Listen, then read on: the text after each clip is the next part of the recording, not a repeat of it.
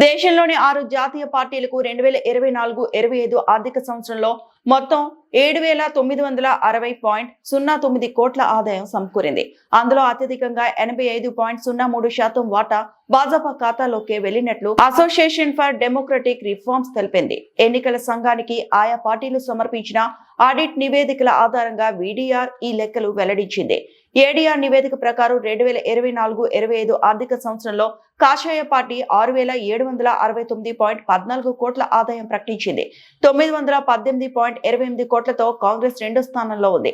172.60 కోట్లతో సిపిఎం, 58.58 కోట్లతో బీఎస్సీ, 39.28 కోట్లతో ఆప్, 2.18 కోట్లతో ఎన్పీఈపీ వరుస స్థానాల్లో నిలిచాయి. భాజపా తన ఆదాయంలో 55.76% మేర ఖర్చు చేసింది.